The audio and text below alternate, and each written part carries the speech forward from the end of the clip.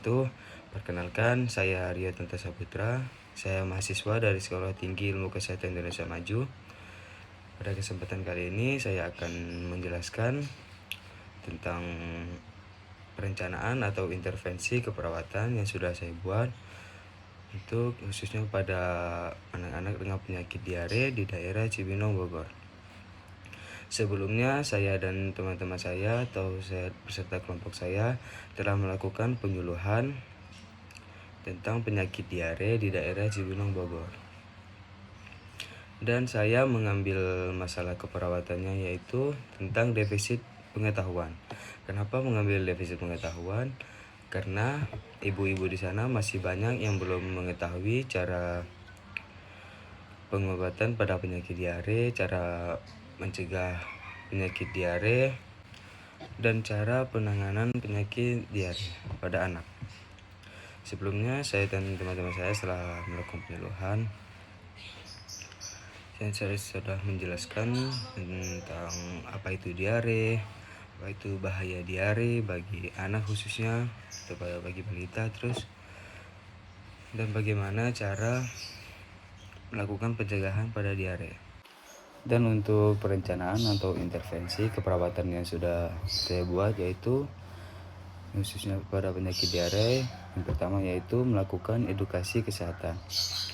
Kita identifikasi kesiapan dan kemampuan pasien atau keluarga pasien untuk menerima informasi yang akan diberikan. Lalu kita identifikasi faktor-faktor yang dapat meningkatkan dan menurunkan perilaku hidup bersih dan sehat. Kita jelaskan bagaimana cara melakukan hidup bersih dan sehat. Lalu kita sediakan materi dan pendidikan kesehatan, khususnya materi penyakit diare seperti cara apa pengertian itu diare, lalu bagaimana penanganan penyakit diare, tanda gejala diare, dan pencegahan pada penyakit diare. Lalu kita jadwalkan pendidikan kesehatan sesuai kesepakatan yang sudah disetujui. Lalu berikan kesempatan kepada ibu-ibu di situ atau pada keluarga pasien untuk bertanya mengenai penyakit diare dan mengenai apa-apa yang masih belum mereka ketahui. Contohnya seperti cara membuat larutan oralit. Lalu kita jelaskan faktor resiko yang dapat mempengaruhi kesehatan pada anaknya khususnya.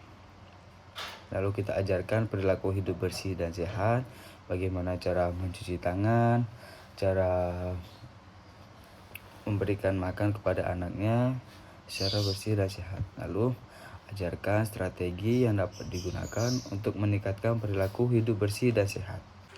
Baiklah, sebelumnya saya akan menjelaskan bagi yang belum tahu apa itu pengertian diare, gejala dan penyebab diare, serta pengobatan dan pencegahan untuk penyakit diare. Yang pertama yaitu diare adalah penyakit yang membuat penderitanya menjadi sering buang air besar dengan kondisi tinja yang encer atau berair. Diare umumnya terjadi yaitu akibat mengkonsumsi makanan dan minuman yang terkontaminasi oleh virus atau bakteri dan parasit. Diare biasanya berlangsung tidak lebih dari 14 hari. Kalau diare itu terjadi lebih dari 14 hari, berarti itu adalah diare kronis. Selanjutnya, gejala dan penyebabnya. Gejala diare yaitu bervariasi. Namun, gejala yang paling sering dialami oleh penderita diare adalah perut terasa lebih mulas, lalu buang air besar yang cair atau tinja itu cair atau bahkan bisa berdarah. Selanjutnya, sulit menahan buang air besar dan pusing, lemas, dan kulit terasa kering. Sebagian besar diare disebabkan oleh infeksi virus atau bakteri di usus besar yang berasal dari makanan atau minuman yang dikonsumsi. Namun, diare yang berlangsung lama dapat terjadi akibat peradangan di saluran pencernaan. Untuk pengobatan dan pencegahan pada penyakit diare adalah pengobatan utama diare adalah untuk mencegah dehidrasi. Penderita dapat meminum cairan elektrolit untuk mengganti cairan tubuh yang hilang akibat diare.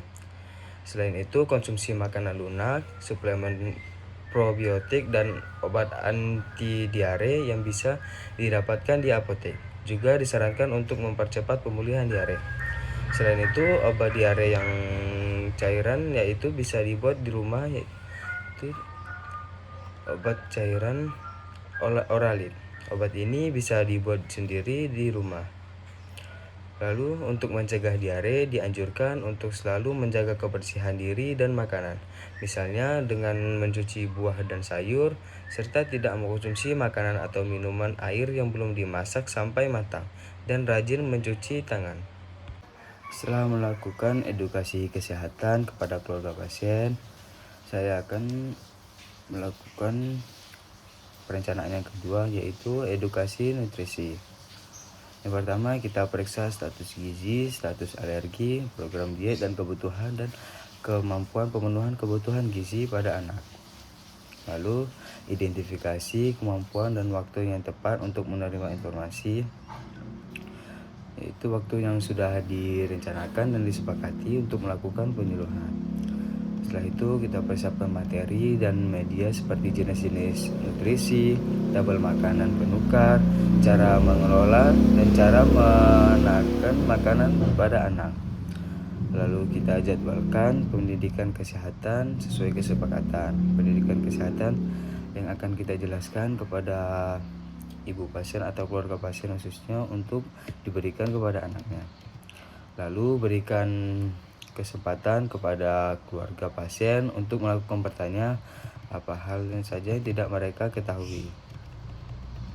Setelah itu jelaskan pada keluarga makanan yang harus dihindari, seperti kebutuhan jumlah kalori dan jenis makanan yang dibutuhkan pada anak agar terhindar dari penyakit diare.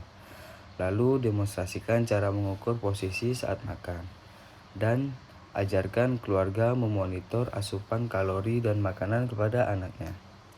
Setelah itu, anjurkan keluarga untuk memantau kondisi kekurangan nutrisi pada anaknya. Baiklah, sekian penjelasan dari saya. Kurang lebihnya mohon maaf. Wassalamualaikum warahmatullahi wabarakatuh.